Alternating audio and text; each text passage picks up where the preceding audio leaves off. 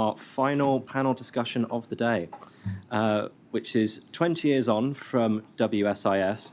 Where are we now, and where should we go next? Our panel chair is David Souter, who is an independent expert on the digital society. We also have Georgia Osborne, a senior research analyst at Oxford Information Labs. We have Pari Esfandiari, president and co-founder of the Global Technopolitics Forum. And we also have Laura O'Brien, Senior International Counsel at Access Now, who will be joining us online. Thank you.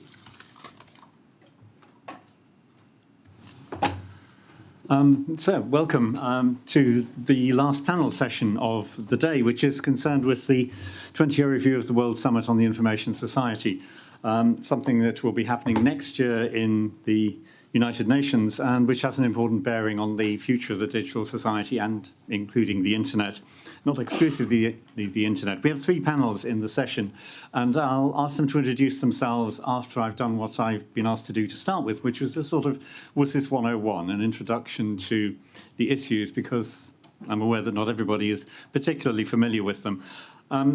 So I'll say something about WSIS itself and about the review. I've been involved in WSIS since before it began, in the late 90s, in fact, in the preparatory process.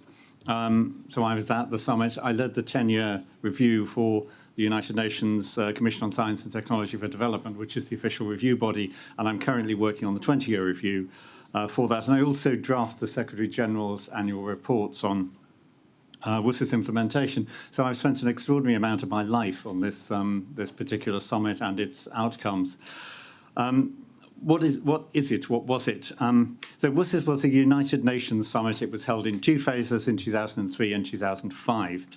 And it resulted in agreements which have essentially set the agenda for international discourse within the UN system and to some extent beyond since then up to today, at least until this year. One might question whether it is still the only such document.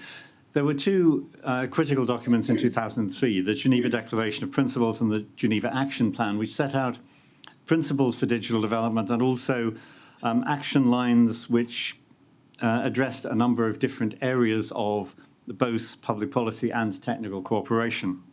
And the overarching goal was to seek an information society that was inclusive, human-centered and development-oriented, which was consistent with sustainable development and with human rights.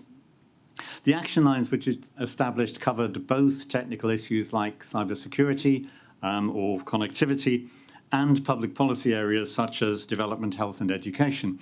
And then 2 years later, the Tunis Agenda, which was the main outcome in 2005, that concerned itself specifically with finance and with the internet. So from our point of view here, it agreed a working definition of internet governance, which covers both technical and public policy issues. And amongst other things, it led to the establishment of the Internet Governance Forum. At that time, not nearly as precisely understood to be in the kind of format that it is today. WSIS was also where the multi-stakeholder approach to digital governance became established as the starting point for international discussions within the UN system and again to some degree elsewhere. So that's what the UN will review this year. I'd like to emphasize 2 things about that review which I think are often misunderstood or perhaps need to be stressed today. So the first is that for obvious reasons, for reasons we all know, the digital world today is utterly different from that at the time of the summit. Back then, the information society was an aspiration, and today it is a very different thing. It is a reality in which we live. So back in 2003-05, the internet was still a novelty in many countries. Even the mobile telephone was very basic and unusual in many countries, broadband even more so. There was no cloud computing, no social media, no Internet of Things, no artificial intelligence in anything like the form that we talk about those things today. And the risks associated with digitalization were very poorly understood. So this is a very different kind of environment. While the principles of WSIS have remained largely consistent over that time, we're now dealing with technology and services and impact and governance issues which have evolved into a very different form from what they were and which require the international community to think in different ways. The second point I'd make is that WSIS is not primarily about the internet. So that may be the primary interest of most people in this room and at this meeting, but it's not the principal concern of the summit outcome documents, and it's not the principal concern of many developing country governments in particular that will be taking part in the review. They're most concerned about the impact of digitalization on their economies and societies, and also about the extent to which they and their countries have a say in digital policy development. So the review will be taking place this coming year, next year. How will it happen? It's not precisely determined. There was a 10-year review of WSIS outcomes 10 years ago. So there is a model from that, a precedent from that. It will be conducted by the UN General Assembly. And so it will be largely an intergovernmental process with space being allocated for multi-stakeholder input on the way. The IGF's mandate is included in this review. So the IGF's mandate was renewed for 10 years in 2015. It's up for renewal again in 2025. The overall review is also expected to report to the review of the Sustainable Development Goals in 2030, and that is likely to set some kind of timescale around what is agreed. So what is likely to happen? Well, all UN agencies will be producing their inputs to it. The one I'm working on, the Commission on Science and Technology for Development, will produce a 50,000-word report. That's my responsibility, and a resolution which will go to the General Assembly. The Secretary General's Technology Envoy is also doing an exercise around implementation mapping, which covers the Sustainable Development Goals, the WSIS outcomes, and the Global Digital Compact. What I would expect to happen is that the Secretary General will appoint 2 co-facilitators shortly, that's ambassadors of different UN countries. They'll guide the review process. They'll generate a draft early next year, and that will go through revisions in the way that the Global Digital Compact did. That's my expectation of the process. There'll be a lot of controversy before the final text is agreed at the General Assembly, but once that happens, as is usual with these things, it will be accepted as the received wisdom of the international community.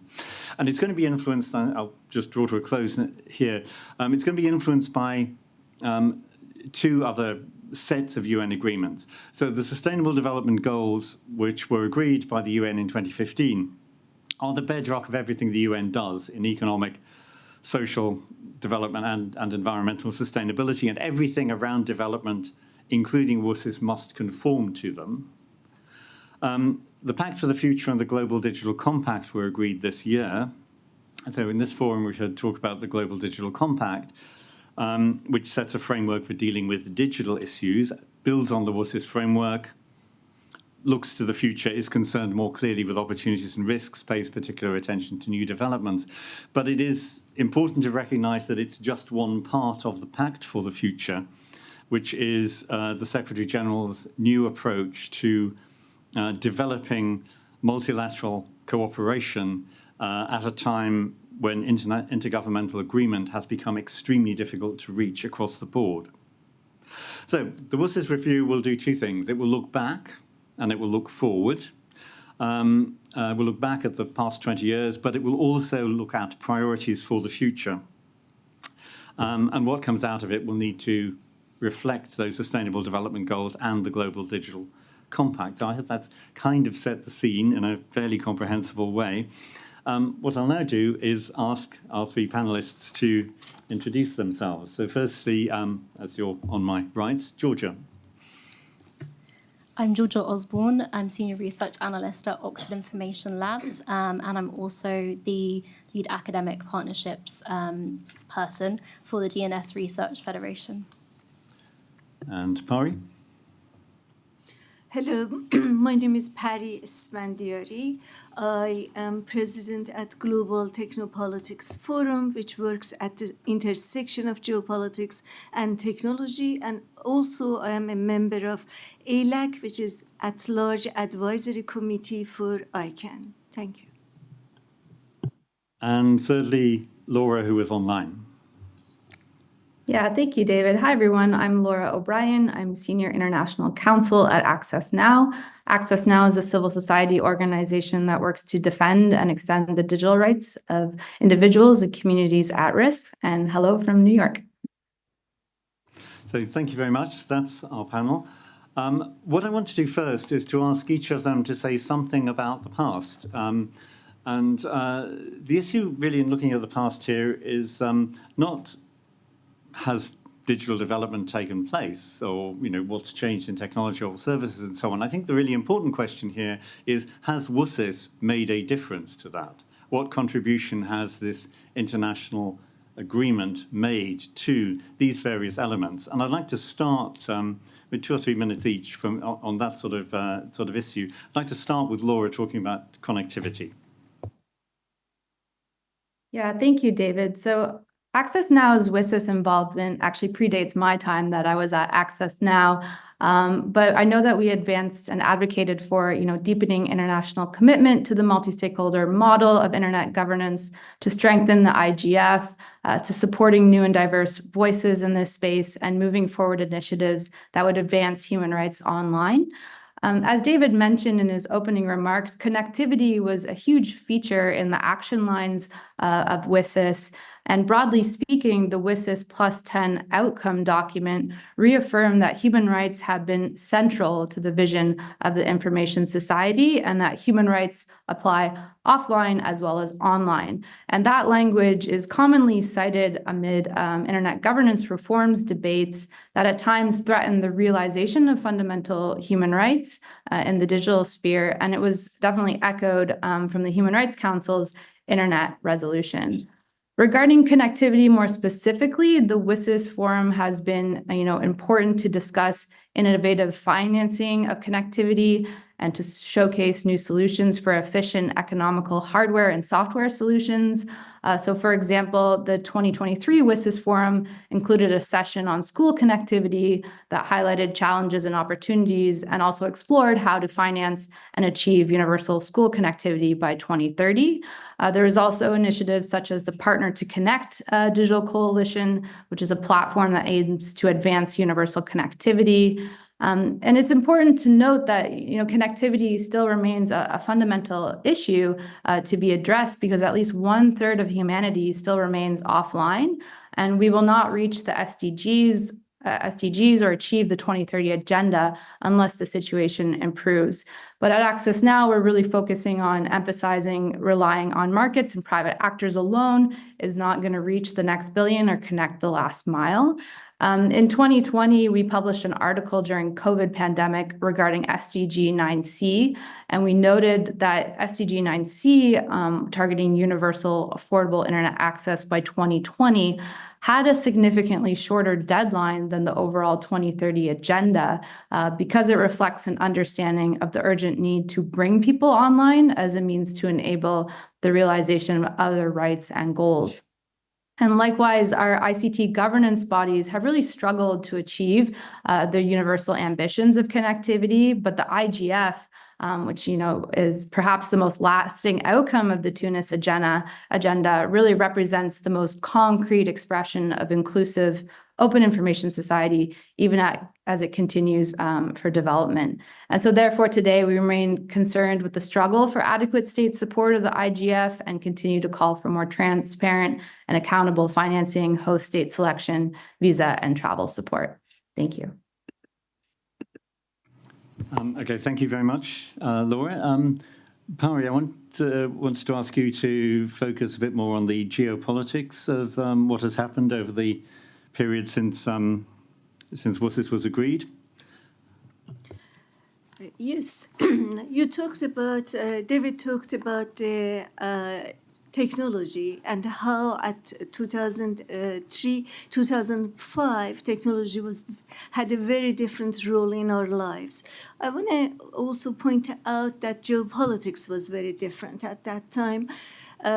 Everything was far more positive. In fact, globalization at the time was very much celebrated. Yet, despite the fact that the context was far more positive, reaching agreement on visas was pretty difficult one. And in many points, it's the conversation was broken. And it took 2 sessions to reach an agreement. So from that scene now, we have moved to a geopolitical scene, which is far more there's far more tension in it. So in fact, looking at the geopolitical context, we see that the old Cold War ideological divide has evolved into a complex, dynamic landscape, shaped by the rise of China as a tech superpower, the growing influence of India, and the powerful role of private tech companies. And then there are countries like UAE, Israel, Japan, South Korea, which are known as swing states or digital deciders.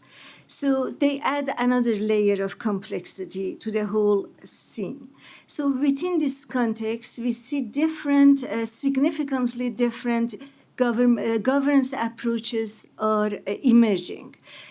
We have, in one hand, China, which tend to have a more centralized top-down approach. We have US, which is market-driven, bottom-up, and open and decentralized approach.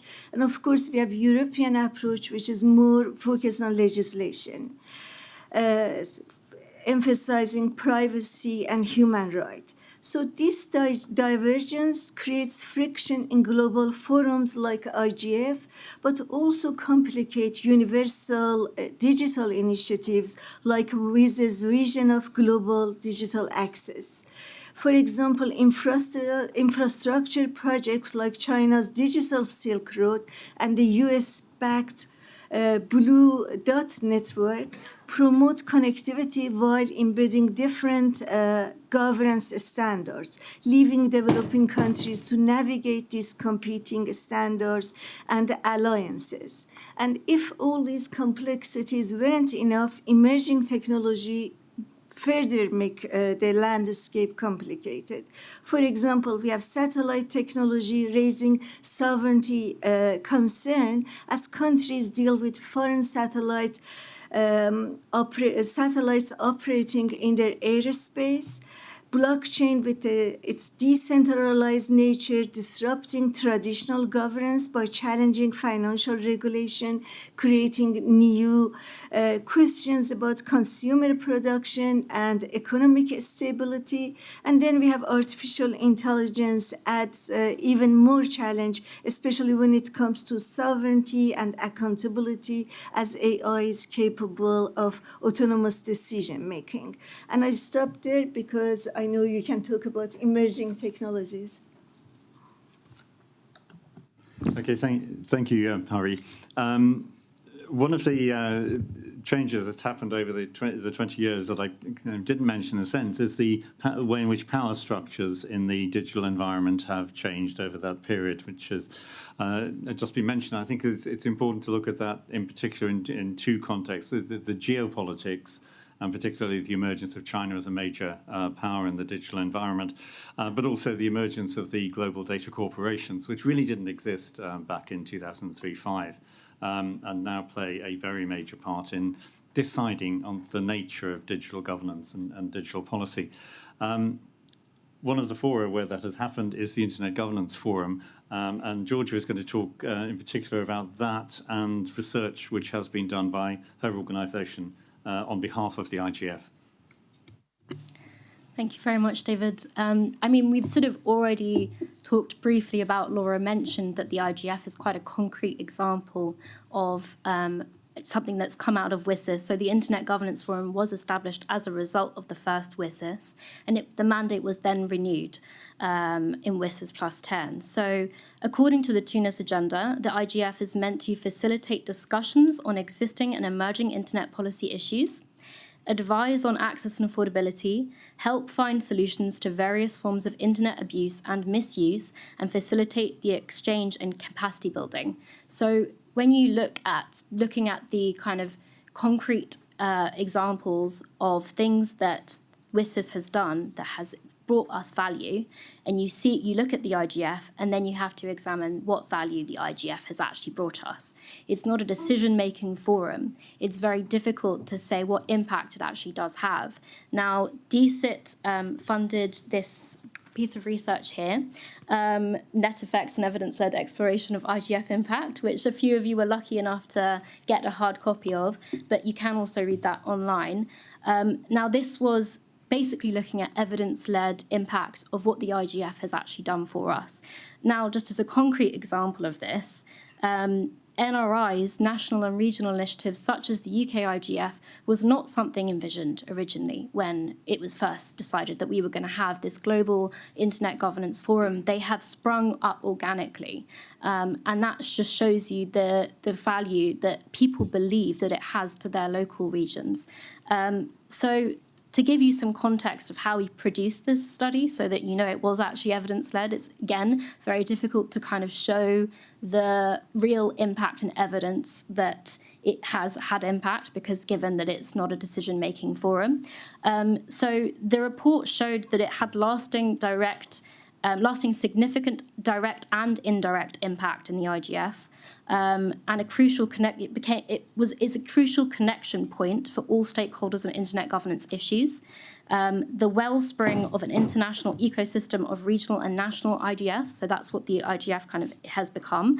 And it's also become a national, regional and global voice to stakeholders who would otherwise struggle to have their concerns or perspectives heard. So we carried out this kind of the research with structured interviews with a group of 48 individuals, all whom have had extensive experience of the IGF, but we also relied on large-scale text analysis of over 1,500 documents from looking at all the IGF outputs and kind of looking at the impact that it's actually had on policy.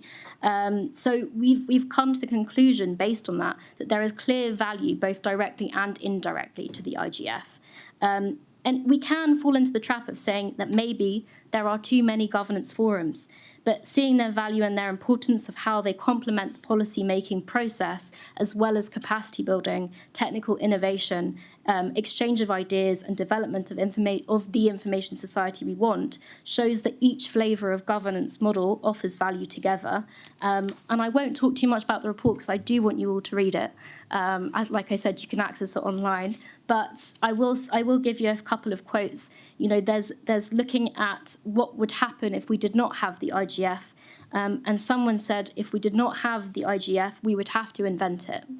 And I think that's a really prominent quote. But I mean, these quotes that we got from some of these interviews really show the kind of powerful impact they had in their regional spaces, in their localities when it comes to data protection and exchange of ideas and technical innovation in the private sector that you might not have in other forums. And I'll stop there. And yes. Thanks. So the IGF is obviously one of the most substantial outcomes of WSIS. This is one of probably the most visible single outcome from the summit processes. Though there are many others. There have been, though, criticisms of the IGF that it's failed to go as far as it can in influencing the policy agenda, that it isn't as representative as it might be of the whole multi-stakeholder community, in particular of users of the internet. Does your report have recommendations concerning that? Yes, it does. I mean, I think what was so interesting is that we conducted these interviews, and we asked, one of the interview questions was around, has it met its mandate? Has it met the mandate given to it by the Tunis agenda? But also, if you could improve the IGF, how would you? And so I'll give you four quick ones so as not to take up too much time. So the four kind of key evolution recommendations given to us by participants were, we need to continue to strengthen global representation and diversity in the IGF. This is still a problem. And I think we can all recognise that participation is still remains to be a problem. I think that locality matters. So, for example, in Kyoto, I believed we had one of the most, it was highly I think it saw, yes, 178 countries were represented in that one, which is obviously very high. But, you know, in other regions, so for example, the next one coming up in Saudi Arabia, locality matters. So we'd expect to see people of that region participating more, which was the case in Ethiopia as well. That participation and the kind of impact it has may, you know, we might want to talk about that a little bit more, but I do think participation in itself does matter. Devising more effective mechanisms to capture discussions of, you know, output documents. You know, the UK IGF has a fantastic report that comes out after, but capturing discussions had in global IGFs is really, really important. Improving curation and ongoing innovation in meeting design, and giving greater strategic and political weight to outcomes of the IGF. So those were the 4 kind of recommendations that we got. Thanks. So that's a kind of beginning by looking back at what WSIS might have achieved. I also want to just ask, before we move on to wider participation, ask you each to comment on your priorities for the future, because WSIS should also be looking forward. There are a number of questions raised by this. One is that the likelihood is that the WSIS renewal, or the new renewed WSIS mandate, would extend to 2030, when the Sustainable Development Goals mandate is up for renewal or discussion or replacement. So there's a relatively short time there. And the second is to do with the nature of the action lines, which were agreed in 2003, a very long time ago in a very different world. Whether there is scope for their development, amendment, for the inclusion of additional action lines, or whether the risk of opening up those action lines for new discussion is, let's say, problematic, at a time when it is much more difficult to achieve international agreement than it was 20 years ago. So can I just ask you each in turn for some sort of aspirations now, your priorities for the future in the different areas that you're most concerned with? So Laura, firstly with access and connectivity and so forth. What would you hope to see coming out of this document that was a development from what's there at the moment? Yeah, no, thank you, David. I definitely want to address and kind of segue into the Global Digital Compact, as you mentioned previously. I know it is part of an annex of the Pact for the Future and was recently adopted by the General Assembly, but I do think it's interesting to look both substantively what's covered in the Global Digital Compact, but also procedurally, what does the Global Digital Compact mean in terms of WSIS? So substantively, I know that there's been a lot on connectivity and human rights that centered in the Global Digital Compact. There was a reinvigoration of commitments to connectivity, which directly linked back to SDG 9, which I commented on previously, which I think are really important to double down on the efforts within the 2030 agenda, but also for going forward. At Access Now, we were also happy to see the issue on internet shutdowns, which is kind of connected to the issue of connectivity, as well as surveillance and encryption, although only briefly mentioned and not in detail, were very essential for going forward, and hopefully the WSIS can take that as well. One elephant in the room is that the Global Digital Compact had a lot of excitement around artificial intelligence, and there's this new race for connectivity to AI. So I think the WSIS and the IGF can play a role in monitoring and shaping how access to AI, computational power or compute resources are distributed and accessed. And I think crucially, we can also use these platforms to provide feedback to AI developers and hold all stakeholders accountable to better regulate and ensure that artificial intelligence is rights respecting. But as I mentioned previously, procedurally, I think the GDC brings a new reality of the multilateral digital governance among these other longstanding processes like WSIS. We still don't know exactly how the GDC will play within the WSIS plus 20 review process. And I know many who are very critical of the GDC were a bit frustrated that it was adopted 1 year shy of the WSIS plus 20 review, especially given the modalities of the WSIS in comparison to the GDC when it comes to inclusive multi-stakeholder engagement. So moving forward, we definitely want to underscore the importance of the WSIS guiding documents and the Geneva action lines and the Tunis agenda. I think those are really essential for the way we govern and think about digital governance, while also bearing in mind the issues, the substantive issues on connectivity, on surveillance, on artificial intelligence that I previously mentioned. Thank you. I think looking at the GDC within the UN process, I think it is a very recent General Assembly agreement, and therefore the WSIS plus 20 review will have to be consistent with the GDC. So it sets a new sort of a new underpinning, which will need to be there. But that doesn't address all of the questions at all that are in the WSIS plus 20 review, which is much more comprehensive. I just wonder, picking up on the AI and other new technologies point, Georgia, if you wanted to comment on aspirations that you might have for that. Yeah, so it's, like you said, it has to be consistent with the GDC. And I think the GDC really did lay some important groundwork for how we look at emerging technologies.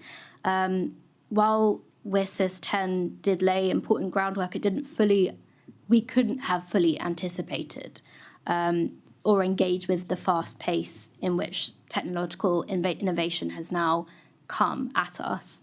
And emerging technologies like AI or automation will profoundly impact everything from employment rights to privacy and data protection. So looking at this, according to EY, AI is estimated to create 133 million new jobs by 2030. There is a lot of opportunity there and a lot of risks.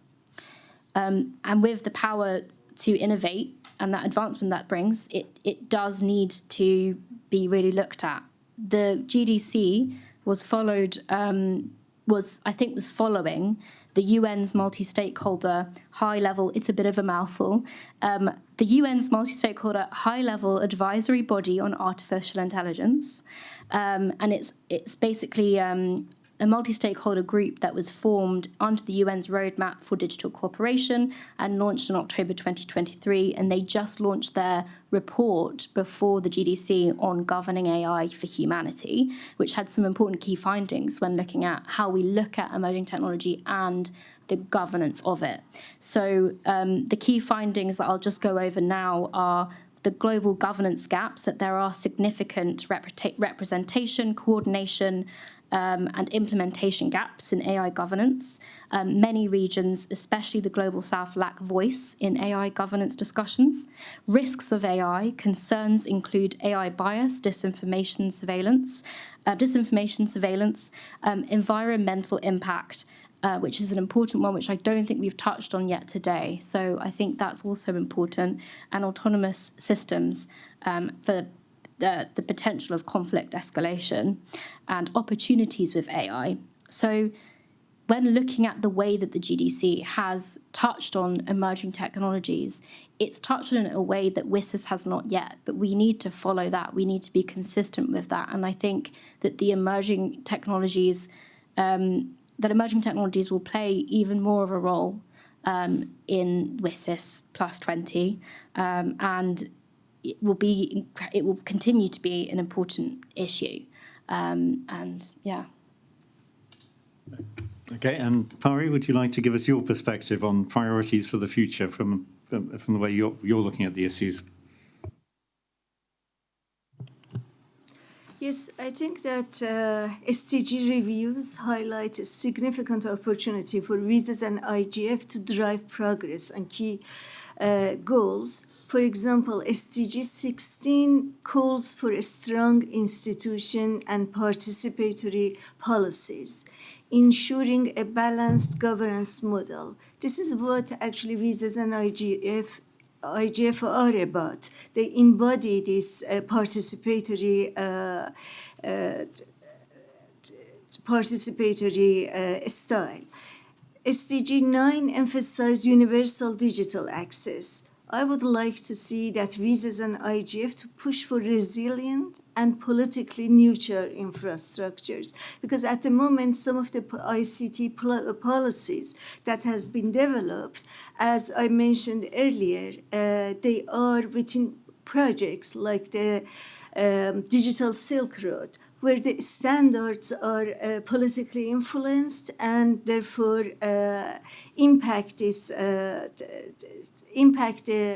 these countries, often Africa or Latin America or Southeast Asia, to align when they select these standards or technologies. So that's an area that I do like to see IGF puts more discussion, more debate on, and also WSIS become more active on that one. Another one is SDG 10, bridging digital divide. I think here again, what is very important is to focus on affordability.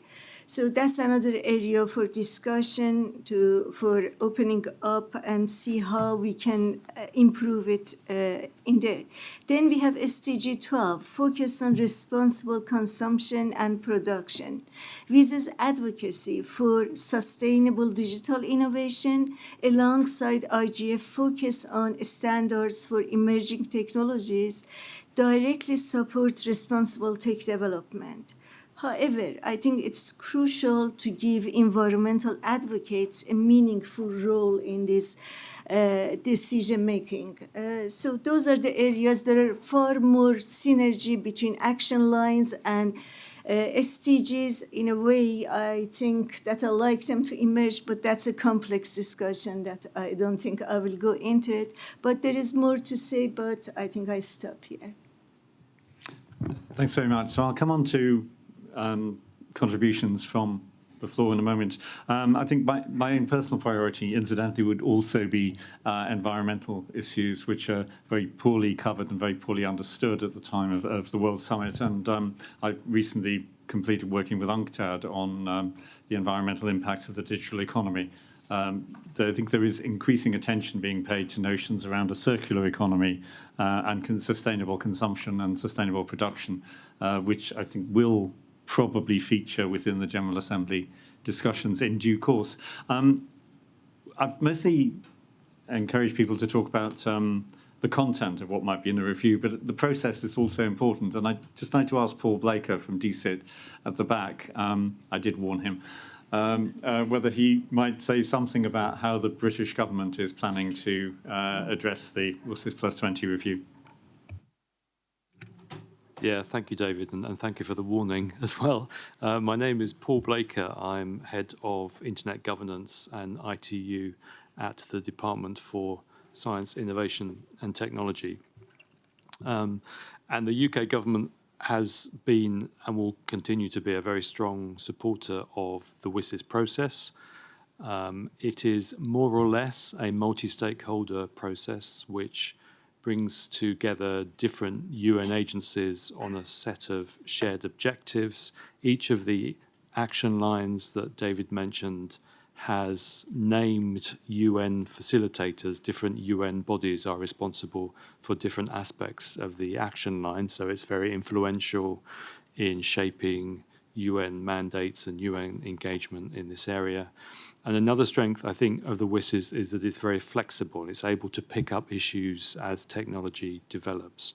I think all those reasons combined make it quite a unique process in the UN environment, and one that we strongly support. And we want to make sure that the WSIS review makes the WSIS fit for purpose in the future. And I think that means we need to develop a very ambitious and very positive agenda as we go into that review. And in particular, think about how the existing action lines should be updated. And the panel have already mentioned quite a few topics that just did not really feature in 2003 when the original action lines were developed, whether it's AI, online human rights, misinformation, hate speech, the environmental impact of ICTs, many, many other topics, which are not really in the action lines at the moment, and we need to make sure that they are updated.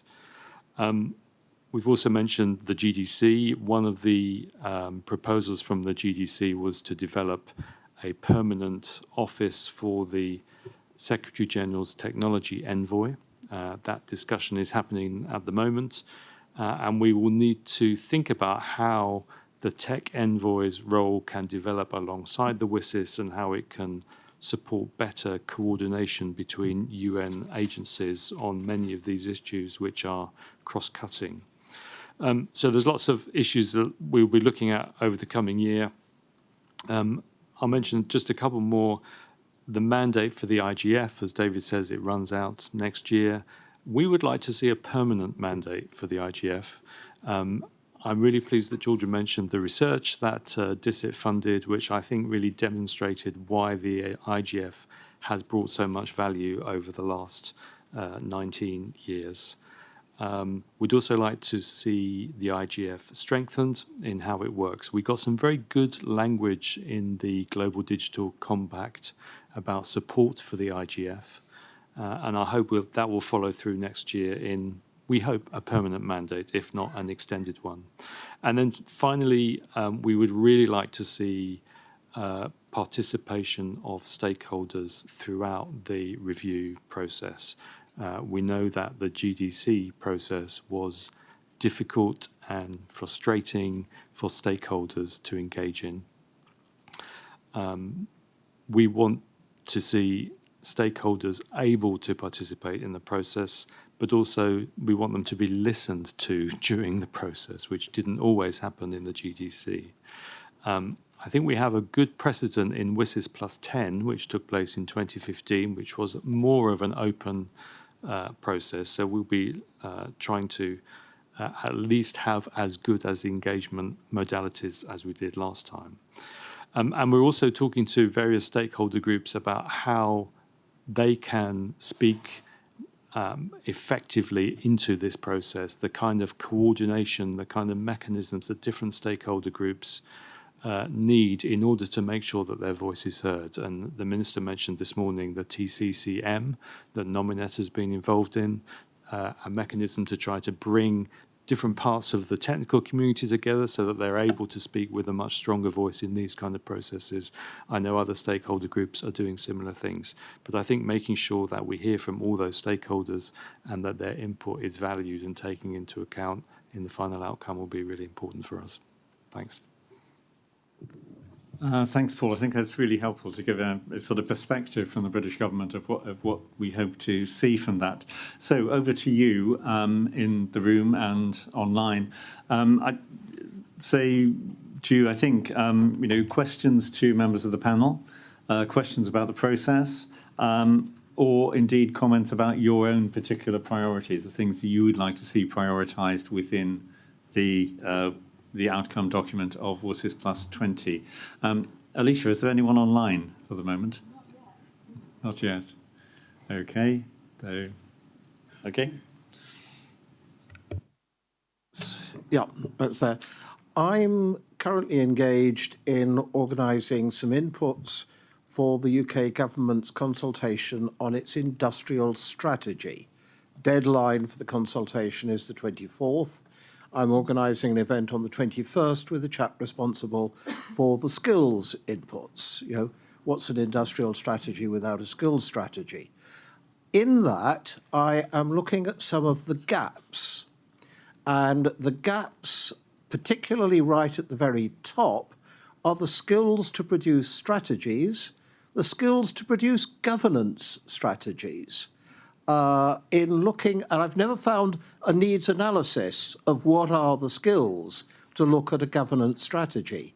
The kinds of questions that I've got in there are, what are the skills to use AI to analyse governance issues?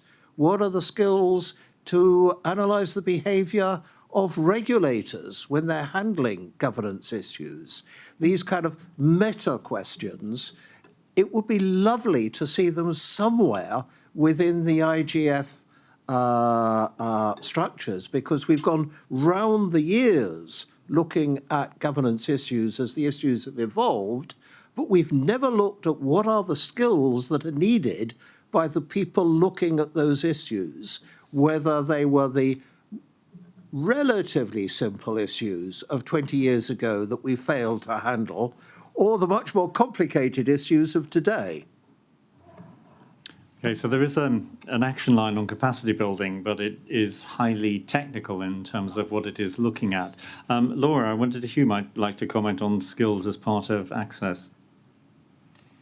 Yeah, no, I think this is an interesting strategy, and I'm glad to hear that you're doing that within the UK as well.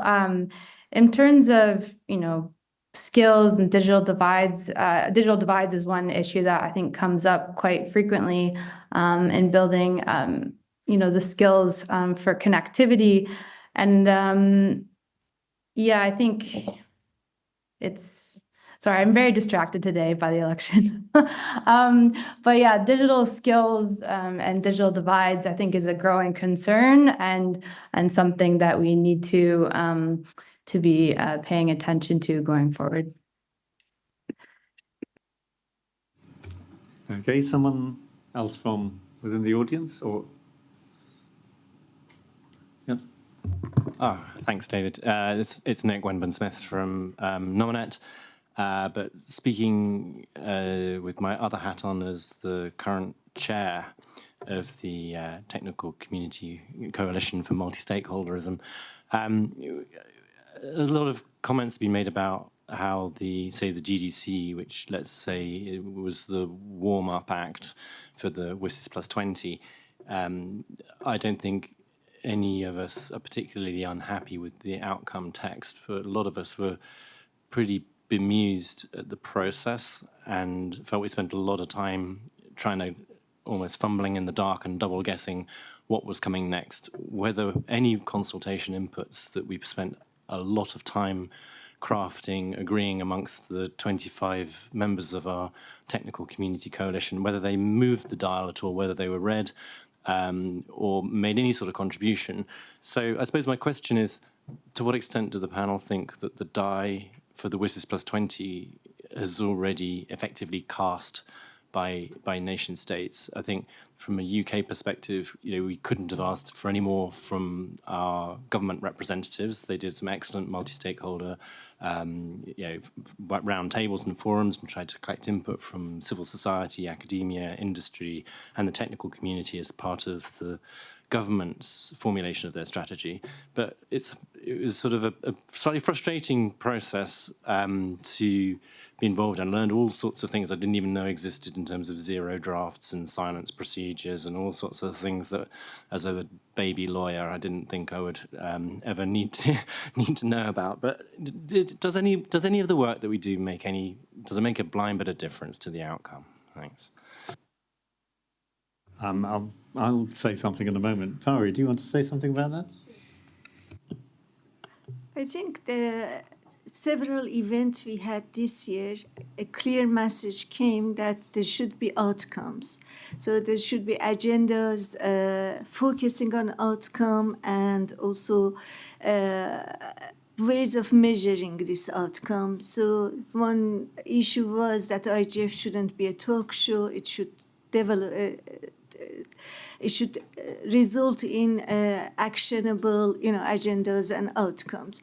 So I think that's one area that focuses now on, and there is a lot of effort to ensure that there is tangible outcome out of this conversation. I don't know if it answers your question, but. I think it's a very good point. I think that lots of people feel this, and there is a lot of reason to kind of be pessimistic, but I also think there is a lot of reason to be optimistic in this as well. And I think from my perspective, looking at it from emerging technologies, which wasn't originally kind of looked at as part of WSIS, when you look at over-regulation in terms of when countries want to regulate too much before the industry has really reached their full potential, you can see the value of having multi-stakeholderism in that process. So, for example, there are reports that potentially, I don't know if this has been fully realised, in fact, it probably hasn't, potentially because of the EU AI Act, some industries are pulling back or avoiding slightly certain places because they don't want to fall foul of some rules, and they therefore don't want their emerging tech to be prohibited. So this is really important when it comes to multi-stakeholderism. We need industry to help us decide where, and help us form language around it. And I think that can be seen when you make policies around emerging technologies that hasn't yet reached their full potential. So is it laid in the sand? I don't think so. I think there's lots of reasons to be slightly more positive about where we are with multi-stakeholderism and where we could be in the future.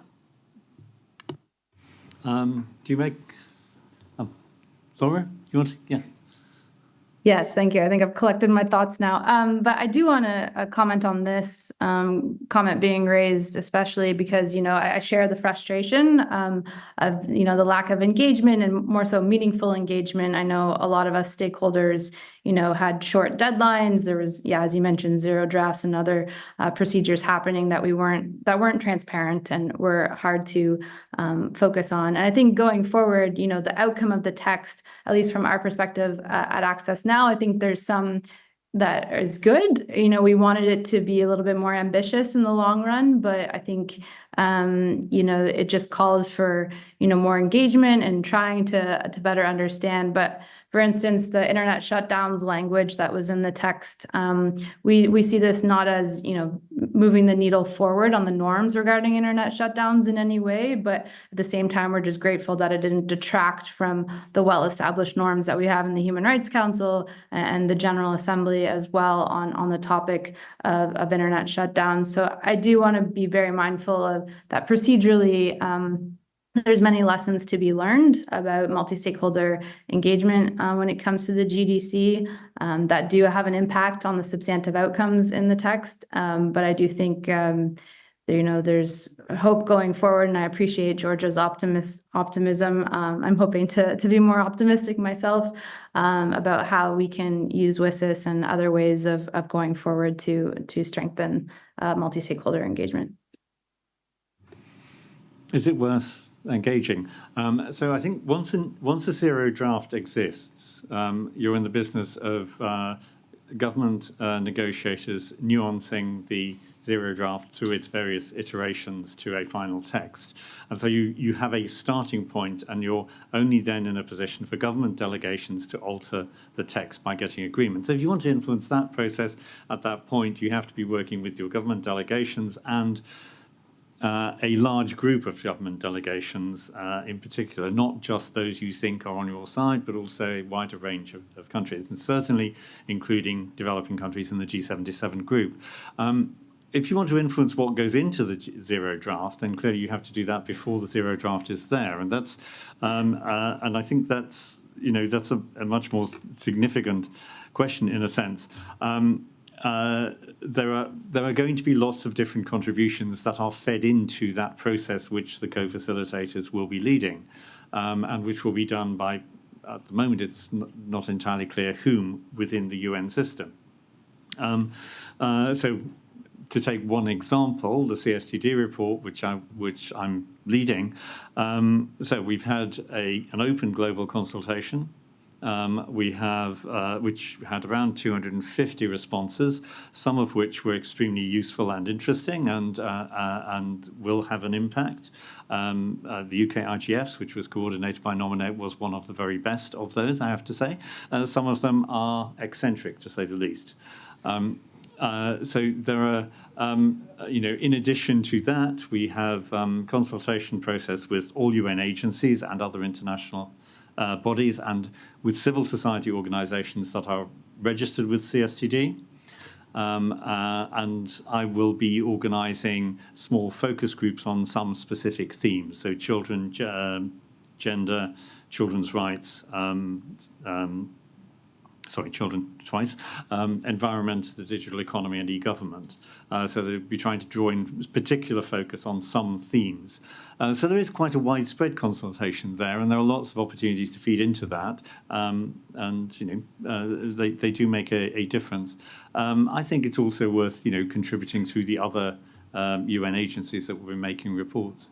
But the one thing I think is really important in any of these contributions is to say something that is not just the same thing that everybody else is saying. To have something original, distinctive, forward-looking to say, rather than just what your friends have put in their contributions, so on. Alicia. Asking this question just from me as opposed to from the online audience. So I was just thinking about kind of the policy issues that WSIS can really kind of make a tangible difference on. And I wondered what the panel's thoughts were on which kind of policy issues those might be in terms of what is not currently kind of captured by existing kind of processes in this space, whether those are kind of UN or OECD type processes. And so I think, Laura, one of the examples you gave was kind of access to computational power resources. And I guess because, WSIS comes with this great wider digitalization development lens, are there other things like that where we think actually this process could have a kind of real impact and is filling a niche that is currently not filled by other processes? Laura, I'll keep distracting you from the other events happening and where you are. So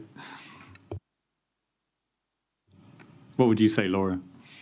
I would just double down on the computational power resources, as I mentioned about AI, connectivity and connecting to AI. But I also agree with the other panelists, as they previously mentioned, on environment and climate. I think there's, we identified that has been a gap in the WSIS process. And while it's not being captured currently in other processes in the UN, by the COP, by other UN agencies, I think there's more of a direct connection between climate and digital that needs to be made, and some of it is not always that obvious. I know folks tend to go towards topics and issues such as e-waste and the kind of the pollution aspects in terms of environment and climate change, but I think we also forget about the importance of access to accurate information and dis and misinformation, and access to to be able to document the impacts of climate change on our lives, as well as to be able to understand better the certain risks that we face, as well as digital security risks for environmental defenders. So I do just want to have a chance to double down on what the other panelists were saying about the climate and environmental impact, while also, again, reemphasizing and stressing the connectivity and AI piece as well. I think it's a really good point. I think there are so many different processes going on, and it's very easy to get quite exhausted by them as well. I think the first thing I would say is I'd agree with Paul. I think we should have a permanent IGF, a permanent mandate for IGF, but also having spoken to Izan in the hallway, youth aspect is something that was on the GDC and was taken off. And I think that that could be, as well as the environment, it could be a space to really focus on the future of who the next leaders are, kind of the youth aspect of it. And I think it's a very good point. So, yeah. I think one area that I like to emphasize is the importance of having flexible standards and ensure that allow for the agreement on principles, but letting each country to take it to their own context, to their own economy, politics, and cultural context. So that flexibility would allow us to have more collaboration and cooperation. And I think that's very important, that often misses from conversations. Thank you. My personal wish for this would be to have much more effective measurement of both inputs in the digital society and impacts of the digital society, because I think at the moment governments are making policy decisions with insufficient information. There's a very major challenge that and requires investment just as much as infrastructure requires investment because national statistical offices are very weakly funded in many countries. And so I think that would be a significant contribution to the quality of policy development in the digital environment across the world. I'm looking to see whether I've reached the end of the session, or have I? Have I? Right. Okay. So I wasn't quite sure what the final the end of the session was meant to be. Just very quickly, Olivier. I'm going to be very quick. Yeah, Olivier Clapin-Leblanc, in personal capacity. Just a quick question. Before the whole process of the GDC, there were some concerns among civil society and other organizations about the shift, or the perceived shift for internet governance to go from Geneva to New York. Is this still on the agenda? Is this still the concern? Well, you'll appreciate that's not something I can comment on. It was a name that you specifically. I just wondered whether anyone in the room did have any thought on that. I know it's one of, but it's the elephant in the room, though, isn't it? I can come in on I this. open this to Laura. No, thank you for the comment, and especially from a civil society perspective. I would think that this is definitely still a concern. I think also acknowledging the outcomes of the GDC and how much of an emphasis, we see that could be in New York is deeply concerning, because we want to make sure that the Geneva agencies and everyone on the Geneva side is also heavily involved. That's why we're happy to see the Digital Human Rights Advisory Service, which is voluntarily confirmed, but with OHCHR, is in the GDC, and hopefully that will bring a Geneva component to internet governance issues. But that's definitely still a discussed and deep concern among civil society.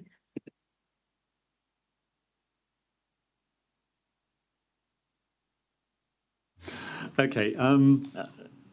Thank you for raising that thorny one.